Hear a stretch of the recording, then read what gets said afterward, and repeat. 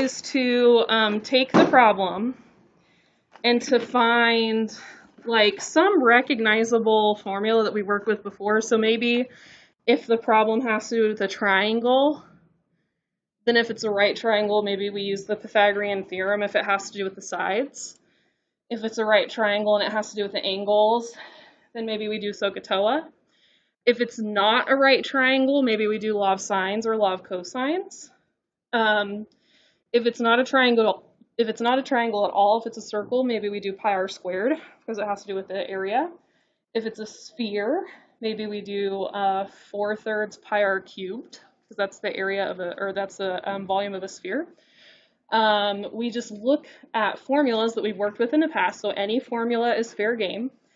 And then we do implicit differentiation with it. So instead of every variable having like a dy dx sort of thing, you have every variable now has a rate of change, but that rate of change is in relationship to time. So if you take the derivative of x, you put dx dt after it. If you take the derivative of y, you put dy dt after it. If you take the derivative of r, you put dr dt after it. If you take the derivative of d, you put dd dt after it. Whatever variable you take the derivative, you always tack that thing on the end because we're doing a rate of change of time. That's why it's called a related rate, because it's a rate of time. Does that make sense? So your goal for the problem is to look and say, okay, what context am I working with? What formula have I seen in this in my math career, like my whole life? So not calculus, just math. And then when I take the derivative, I'm doing implicit differentiation for every single variable. So when I look at the problem, I'm looking to see if there's an x in the problem, and then I'm looking to see if they ever talked about the rate of change of that x. I'm looking to see if there's a y in the problem. I'm looking to see if they ever talked about a rate of change of that y. Does that make sense? And if it's something that's like increasing, then I use a positive value. If it's something that's making it smaller, like the side of a triangle is getting shorter, then I'd use a negative value. Does that make sense? So that's kind of like the big picture perspective of what we're doing. And if you can do that, these are actually not that difficult. But if you lose sight of the big picture perspective, these problems feel pretty impossible, but they're really not. So just remember, you're looking at, is this a shape that I've dealt with before? If it's that shape, what formulas do I know about that shape? And then start with that formula. Know that when you take the derivative of that formula, you're doing implicit differentiation, but instead of dy dx, it's whatever dt. Does that make sense? Okay, and then from there, it's literally like a plug and chug. It's just plug in all the values that you can. If there's something that stays constant in the problem, if they're talking about a ladder in the problem, the rate of change of the length of the ladder, typically the ladder's not changing, it's just the length of the ladder, so its rate of change would be 0. So maybe you have a variable for that side length of a triangle, but when you take the rate of change of that, it's going to be 0 because it's not changing lengths.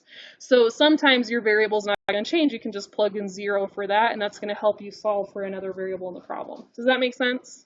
Okay, so hopefully if you keep that, for me, that was like the missing piece when I did related rates, is I couldn't figure out like how people knew how to figure out like, I don't know, what equations they were using, and I had to like step back and see that's what the big picture was. So if we look at number 5, do you guys like that picture that I got? It's like put in the notes. I thought, look how cool that picture is. Nobody? I think it looks legit. Okay, a television camera. I'm going to have the less. I decided that I would side with the people who have notebook paper for today, so it's solidarity, us notebook paper people. So we've got television camera over here. I'm going to put TC for television camera. Is filming the liftoff of a rocket. I can't draw it because when I draw it, it always looks like a piece of male human anatomy. I'm going to draw an arrow. There's a rocket. Okay. That is rising vertically according to the position equation S equals 50t squared, where S is measured in feet and t is measured in seconds. The camera is 2,000 feet from the launch pad, so they told us this is how far away they are. It's 2,000. Okay.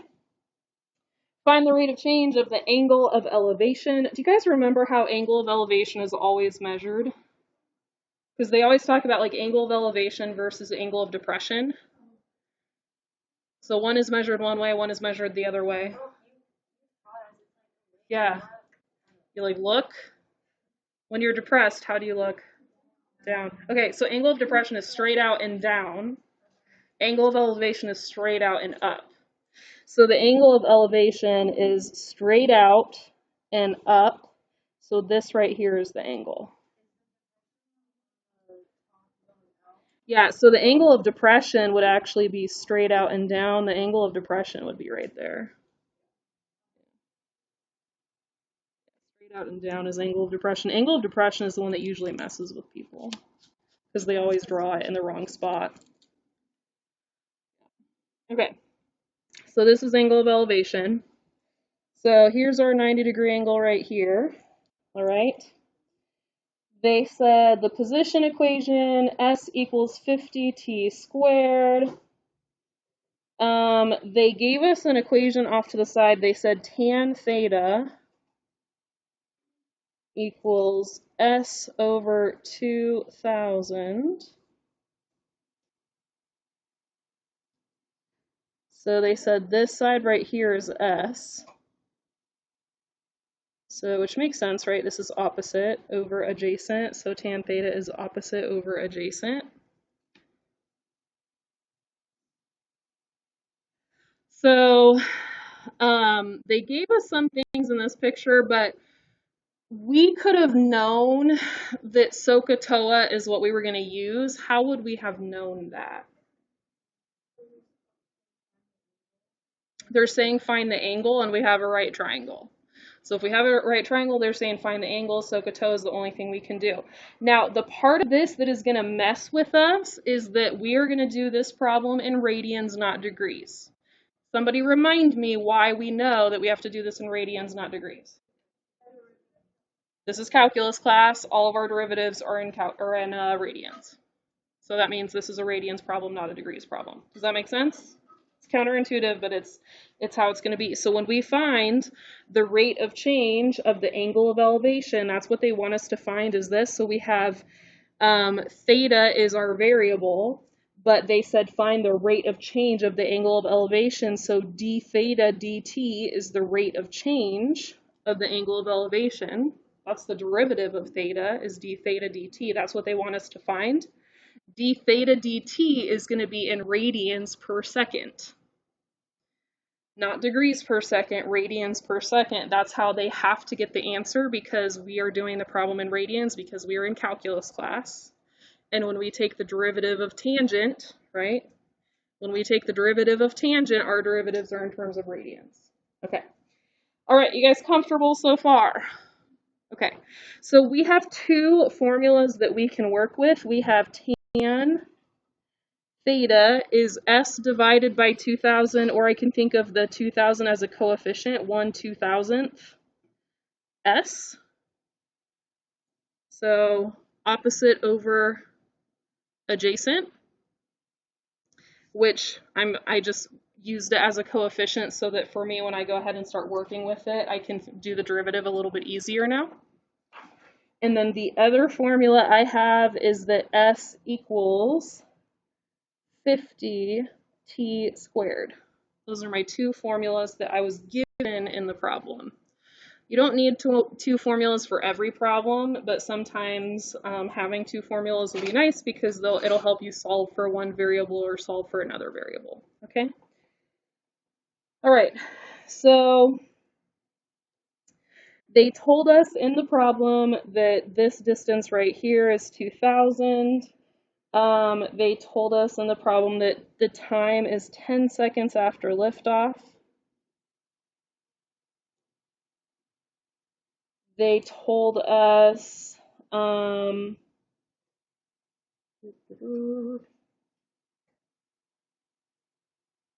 that's all they told us. Okay, so let's go ahead. The d theta dt is what we want, so that we're going to get that from the first equation. Does that make sense? That's going to come from the first equation. So let's go ahead and let's get our derivative of our first equation. Okay, so how do I take the derivative of the first equation? What do I get? Derivative of tan theta is secant squared theta times, what's the derivative of theta? D theta dt. So what I did is I just took the derivative of the left side, and then I had my variable, so I did my implicit differentiation there. So d theta dt. Okay. And then on the right side, what's my derivative? 1 over 2,000, and then let me go ahead and do my implicit differentiation times ds dt. Okay?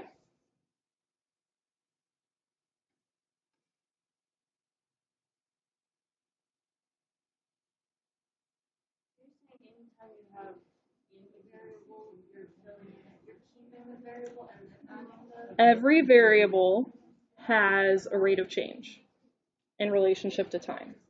So every time I take a derivative, that variable, I'm going to treat like a y in implicit differentiation. So here I took a derivative of this variable, so I have to do a d theta dt. Here I took a derivative of an s, so I had to do a ds dt. Because anytime we took a derivative of like 4x, the derivative of 4x is 4. The derivative of 2y would be 2. The derivative of 8r would be 8. And so the derivative of 1/2000th s is just 1/2000th. And then we do the ds dt. Okay. All right, so at this point, did they say anything about what the rate of change of the rocket was? Did they say anything about the ds dt?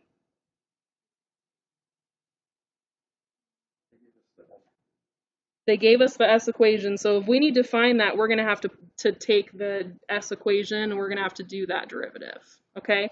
So we can find ds dt, but it's going to have to come from this equation. Does that make sense? Yes. Because that's how we found it, right? We said the derivative of s is ds dt.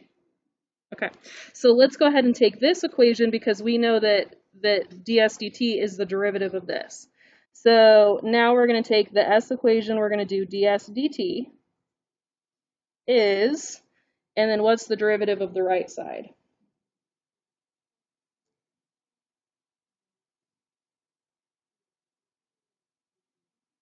dt. Wait, yeah, dt. It's weird. Not just one, because it's d. The dt's are different on the top and the bottom. Derivative of time in relation to time.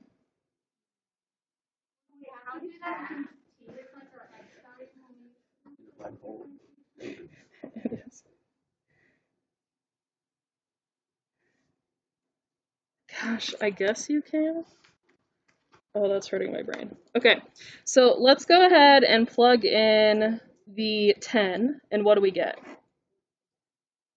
ds dt, t equals 10, doing 100 times 10, and what do we get? We get 1,000.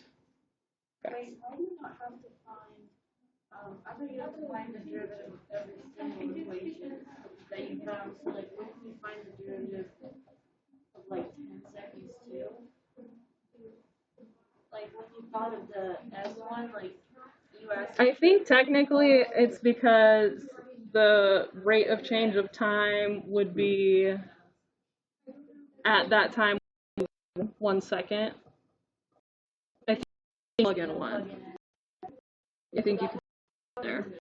You asked to find the derivative of 50 t squared. You were basically like double, but do you find like the derivative of everything? I basically would, yeah. All right, so we have ds dt 10 is 1,000. Yeah. Sorry. Yes, Reagan. Is it always equal to 1? I think, so I didn't even have it written down, but the reason that I'm thinking that you don't even need it there is because you're talking about a rate of change of time. at that moment in time, and your rate of change of time is always going to be 1 second. At that, does that make sense? So I think that's why it's not going to matter. Because your rate of change of time at that exact moment is just going to be like, oh, it's going to go 1 second further. You know what I mean? Because your time is in seconds. So I think that it's kind of what you were saying is that the dt over dt is just like, yeah, that's 1. Dt over dt cancels and it's just 1.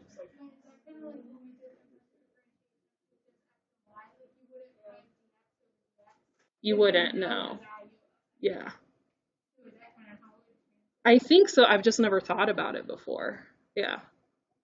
Because I didn't have it on here, and I'm thinking, like, why didn't I have it on there? And I don't know. I just think I haven't questioned it before until you guys asked the question just now. But I'm thinking about, like, why didn't I have it before? I don't know. But so what I was doing is I was trying to reason my way through it. And so, because what it literally means is the rate of change of time in relation to time. But the rate of change of time would just be at that moment in time, how fast is the time moving? The time is moving by 1 second. Does that make sense? Because that's literally what you're talking about. Because everything else would be like, oh, how fast is the rocket moving in relationship to time? How fast is the angle moving in relationship to time? Well, how fast is time moving in relationship to time is like 1 second per second is like silly. You know what I mean? That's why I think that it's kind of like, yeah, you're plugging in 1 there. Which is why you don't even, it's like, it's kind of like the idea you said of dt over dt, well, that's just 1, so why even write it? I think that you can probably just, it kind of negates itself. You don't even really need it. I think you were on the right track. Yeah.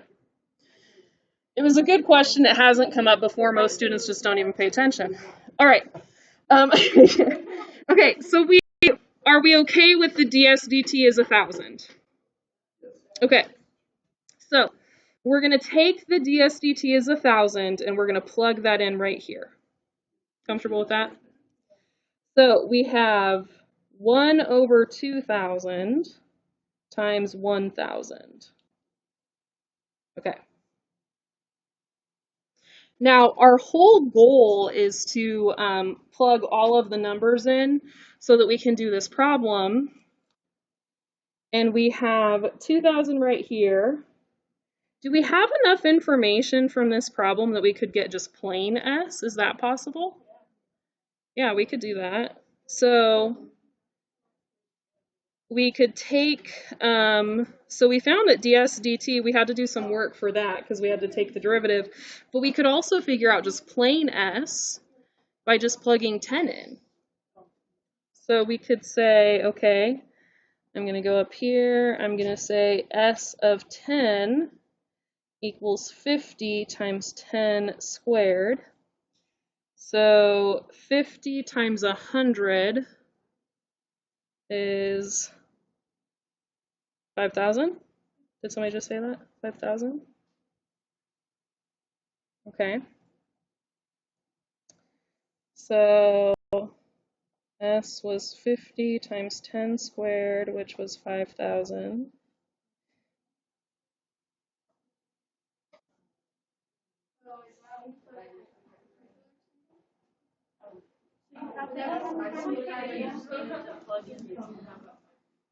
Yeah, because they gave us in the problem that S equaled 50, or 50 times t squared. T was the 10 seconds that was given to us in the problem.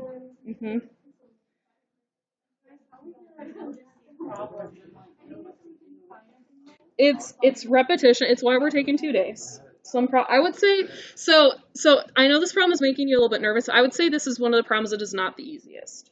Have you guys noticed that some problems it's like, yes, I could approach that one on my own, and then some problems it's like I couldn't have done it the first time by myself, I couldn't have done it the second time by myself, but maybe the third or fourth time you get a little bit better. I think this is one of those where like maybe a few times in is where you start to get better. Like the ones where the algebra is really messy, maybe you need the answer key to help you over the rough parts.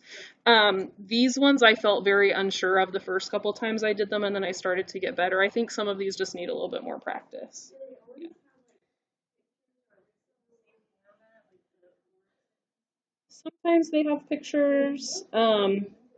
Honestly, I don't prefer the ones like this where they give you equations. I prefer the ones where you come up with the equation because those feel a little bit more monotonous to me. Where it's like, okay, I'm going to use the Pythagorean theorem. It's got a ladder sliding down the wall. Let me go ahead and do the same process again. I kind of prefer those. Yeah. Okay. How do we feel so far? So, not great? Yes.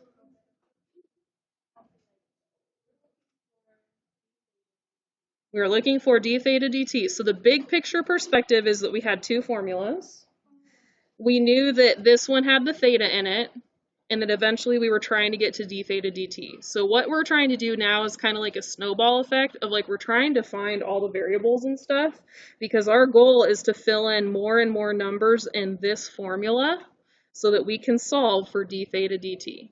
It's our goal to solve for that. Yeah. We're going to get into that in 1 second. Yes. So secant squared theta is related to cos theta, right? What two sides of the triangle do you need for cos? Not opposite, adjacent. You need adjacent over hypotenuse. So the reason that I wanted to find S was because we couldn't know the hypotenuse without knowing S. So if we have these two sides, how do we find the third side?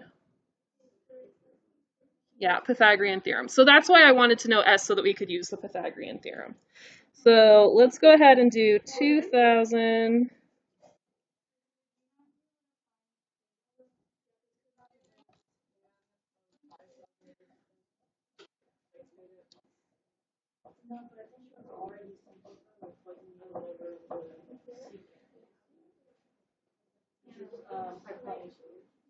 Tan of 5,000 over 2,000 for this? So I've tried it by using theta and then doing secant of theta, but remember you would be doing this without a calculator. And it's a little bit easier to do this problem using triangles, I've noticed. And for these problems in general, it's a little bit easier to use the triangles than it is to try to get at it from the theta. That's what I noticed, yeah. So 2,000 squared plus 5,000 squared equals h squared. So now remember when we multiply these, because I know that this is so fun to do. So 2,000 squared, how do the zeros work when we do this? Anyone remember? We do add them up. So it's 2 squared is 4, and then it's 1, 2, 3, 1, 2, 3. And then 5 squared is 25, and then 1, 2, 3, 1, 2, 3. So you like do 3 and 3. 3 zeros and 3 zeros, yeah. And so then 4, so 100,000 million. So 4 million plus 25 million is 29 million. So h squared is 29 million. And so what is h? Okay.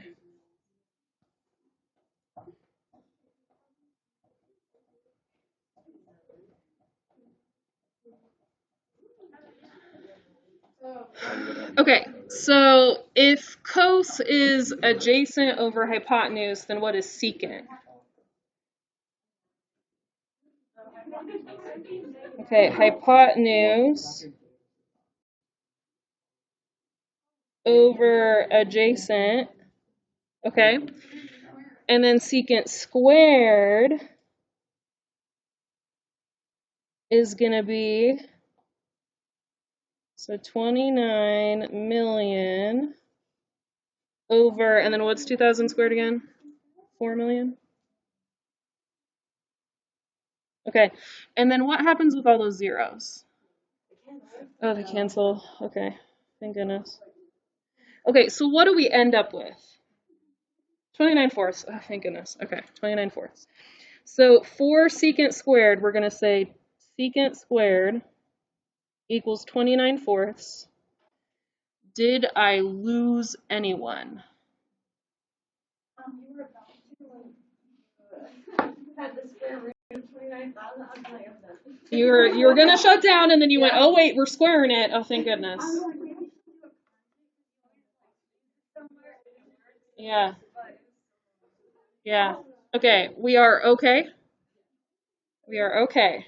All right, so now we're going to take the secant squared out. We're going to replace it with 29/4. No, because the secant squared theta was completely replaced because we used our triangles. We used what we knew about triangles. So we didn't even really have to deal with the angle, right? Because we used SOHCAHTOA.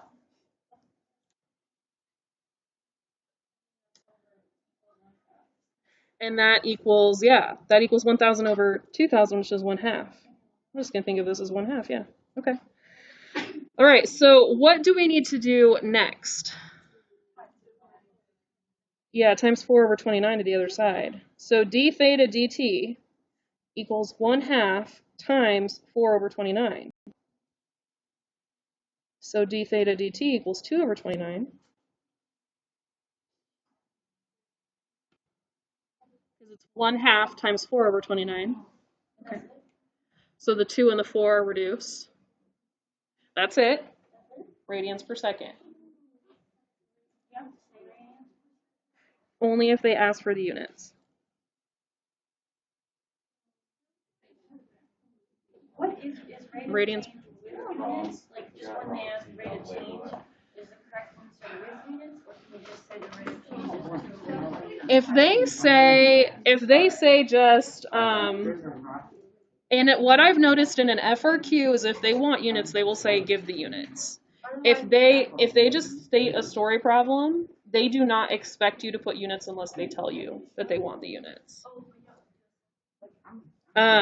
You only have to do a sentence if they say write the answer in context. Yeah.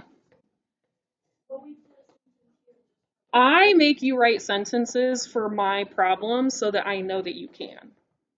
So that's a skill that I make you do. Yeah. Yes.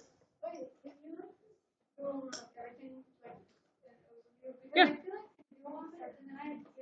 Yeah, you lose the big picture. Okay, so we started with two formulas. We started with tan theta equals S over 2,000, and we started with S equals 50t squared. So they told us in the problem that we wanted the rate of change of the angle of elevation. Okay, so basically we knew that these were the formulas we were working with, and we knew that this is what we wanted to find. That's how we started. So we knew that this was where the derivatives were, and so we took our derivatives and we had this, right? And from there, the whole driving force of everything was how can I plug everything in and get d theta dt alone? That's what everything else was about. So it was, can I solve, do I need an S? Do I need a t? Do I have something to plug in for t? Do I need a ds dt? Do I need a dt dt? Do I need, can I use the Pythagorean theorem? Do I need to find the hypotenuse? Everything else, the driving force of everything was how can I plug stuff in to get this dt d theta dt alone? So everything else was me using math that I've learned how to do in the past to try to solve for things to get that alone. Does that make sense? Because I think that you guys are good enough at math that you could have figured out how to solve for all those things. I don't think that you guys solving for S would have thrown you. I think you guys could have figured out, like, oh, I can find S because there's an equation for S. I think you guys would have been like, oh, secant theta, I can find that from the triangle, if you guys could keep in mind that d theta dt was the main goal. I think that the psychology of feeling intimidated by the problem is what creates the mental block. Does that make sense? So if you can keep in mind the theta's right there, the d theta dt right there, and that is the goal. If you can keep that in mind, and then just say I'm trying to plug things in until I can get to that goal, then I think you'll be good. Does that make sense? Okay. Once I could realize that that's what my goal was, I was able to do all these problems and they stopped intimidating me. But as long as I felt intimidated, I had a hard time with these problems. Does that make sense? Okay. All right, let's try the next one. So we need, we have a conical cup, which is dumb because who uses that? You can't even sit it down. Who wants to drink from a cup that you can't sit down on a table? So let's go ahead and draw a picture of the cup. Conical cup.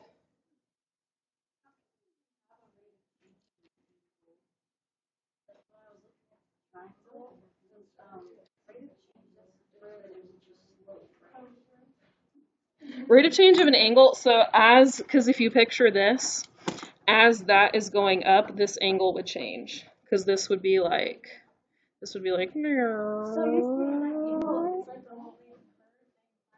it's, so this part right here, because this is where this is like where your rocket is. So you're measuring this. You have a little like compass measuring this, and the rocket's going in the air, and your compass is showing that angle's getting bigger, bigger, bigger, bigger, bigger as your rocket goes in the air. So that angle would be changing. That would make sense. The angle that's not changing is that 90, right? That 90 is staying the same. But this angle would change as the rocket got higher, right? And you think about it, if you were watching a rocket go in the air, you're thinking about like the angle, because the angle would kind of be like your chin, like the angle that your chin is making with the ground. Your chin would make a change of an angle, right? Your chin is the angle of depression, though, not elevation. But that angle would be changing, wouldn't it? So, all right. Next one, conical. Okay. A man is sipping soda through a straw from a conical cup that is 15 centimeters deep. Okay, so I'm going to say this is kind of like the height. Right here, there's 15. And 8 centimeters in diameter at the top. So if it's 8 centimeters in diameter, what's the radius? 4. Okay.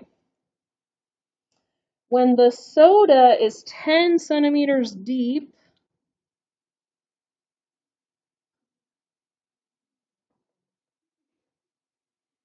there's the soda.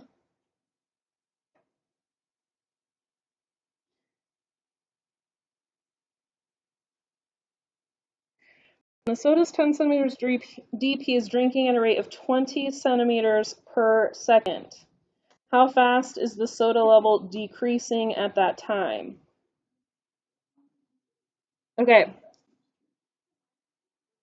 So you have an overall height, but you have the height that is changing, right? Because his soda, and then you can notice up here that the volume up here would, or the radius up here would be different than the radius down here, wouldn't it? It'd be a little bit bigger, right? That'd be smaller. Okay. So, do we know the formula for volume of a cone? All right, let's Google it. It's not 4/3. It's 4/3 is sphere. Volume of a cone.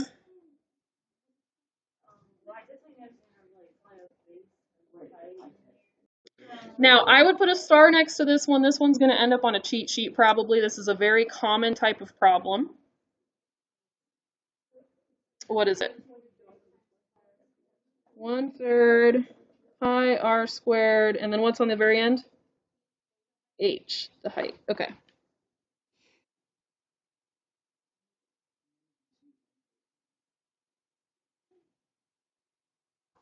Okay. Now, this conical problem has something that messes a lot of students up. Okay. So what we're going to do is we're going to take this very first thing, we're going to change colors. Okay. And you're going to want to do this because this messes everybody up. And so I want you to remember that we have to do this part. Because what you'll notice is they mentioned the radius in the beginning of problem and they never mentioned it again. Did you guys notice that? They mentioned the height. They mentioned it was 15. Then they mentioned it was 10. Then they mentioned it was changing. But they only mentioned the radius one time, even though we know the radius has to change. Did you guys notice that? We know the radius was 4 in the beginning. We know the radius has to be changing, right? It has to be. The radius is going to be proportional to the height, but they never mentioned it again. You guys see that? So there's a typical way we do these problems, we say the radius is proportional to the height. And what they did in the beginning of the problem is they helped us set up that proportion. It's 4 to 15. That's the reason they gave us the 15 in the beginning. So what we're going to do very first thing in this problem is we're going to get rid of the variable r. The reason I'm doing this with you is these problems are some of those monotonous ones where you'll be like, oh, please give me a conical cut problem because I'll be able to do these in my sleep, but only if I can do this part right here and get rid of the r. If you forget to do this part, these problems will feel impossible. But if you can remember to do this part, you'll feel like you can do these problems in your sleep. Does that make sense? So this is the one funky part, but if you can remember this funky part, you'll always be able to do these. Okay? So we're going to cross multiply because that's what we do when we have a fraction equals a fraction.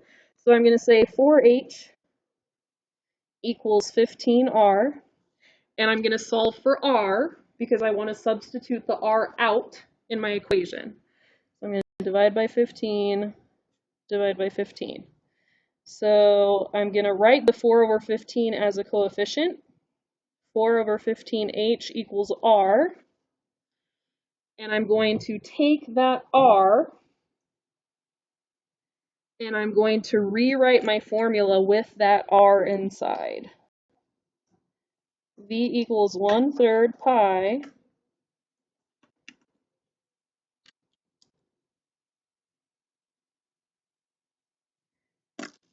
and then I'm going to have 4/15 h squared.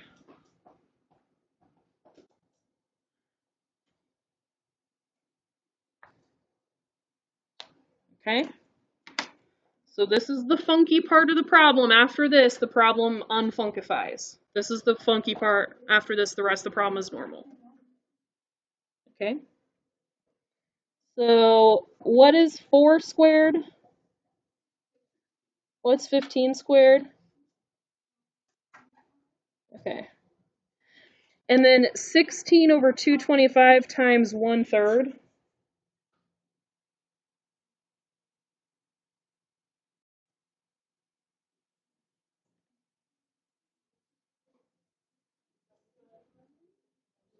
It's 675.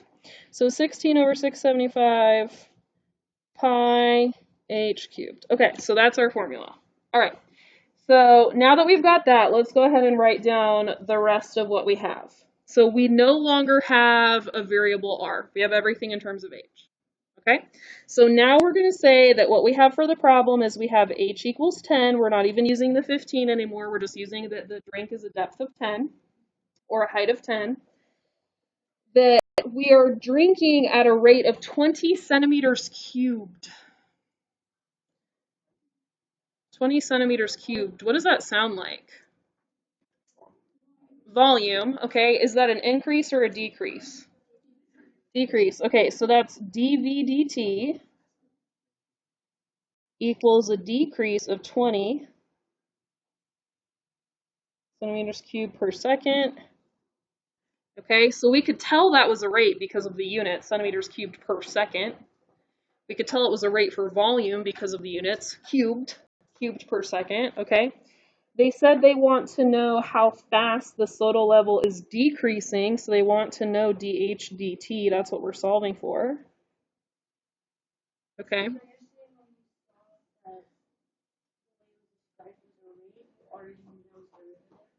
We already know that dV dt is a derivative based on the units.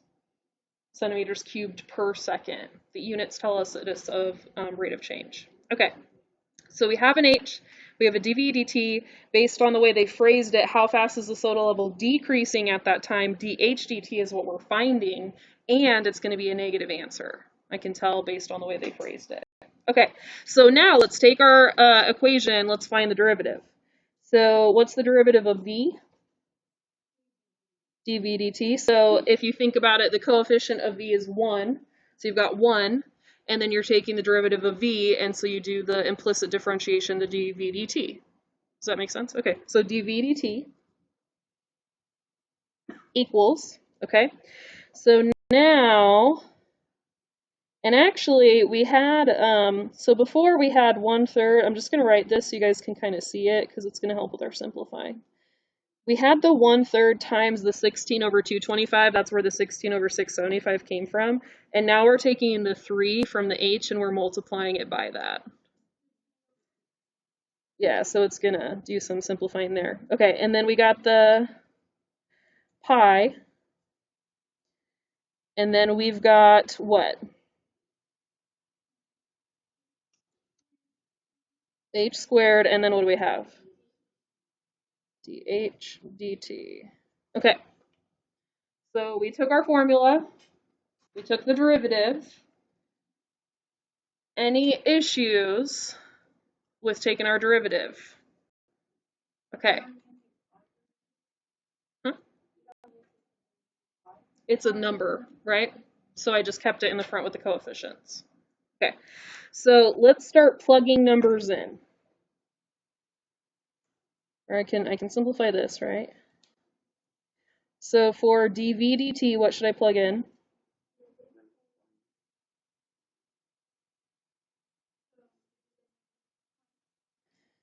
Okay, and then over here I got 16 over 225 pi. For h squared, I can do 10 centimeters squared.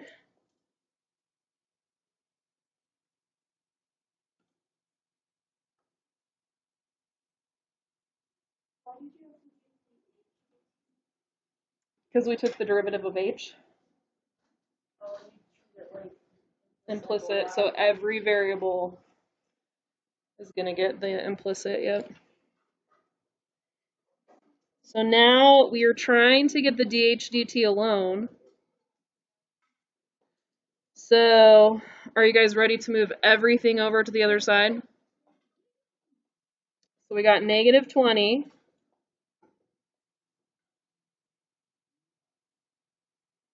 Centimeters cubed per second. Okay, so now I'm going to have 225 over 16. Are we comfortable with that? Okay.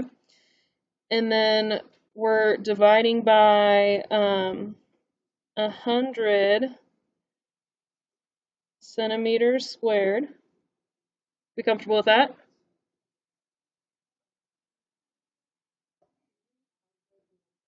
Uh-huh. Would it be easier to divide the centimeters like first or the 100, like just so it cancels before you do the rest? Or... You can do it however you want. You can do one thing at a time. I just moved it to the bottom because I know that it would be on the bottom. Yeah, that's fine. You can. No. Just gonna move the pi on the bottom.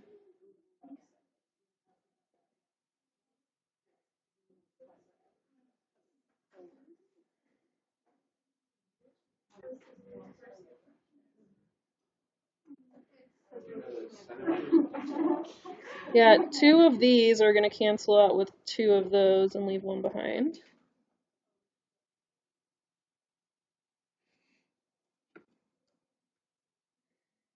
So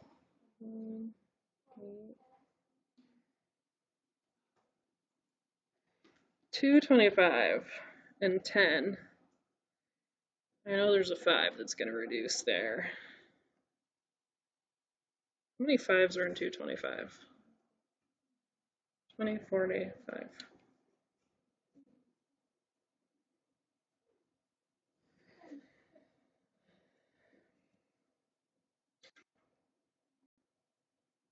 I'm curious to know if I actually got this right.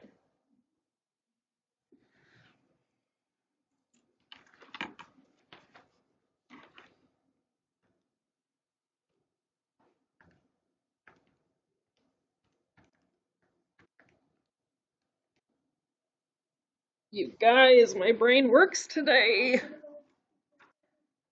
I divided the 225 and the 10. So the 20 and the 100, I canceled the zeros first.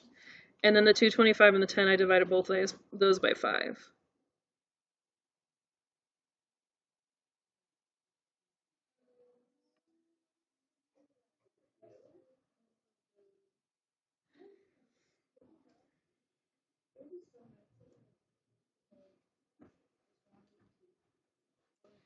That was legit.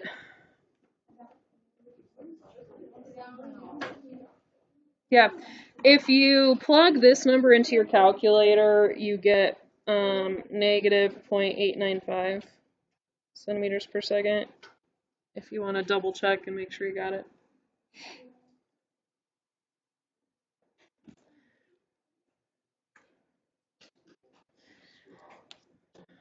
Okay.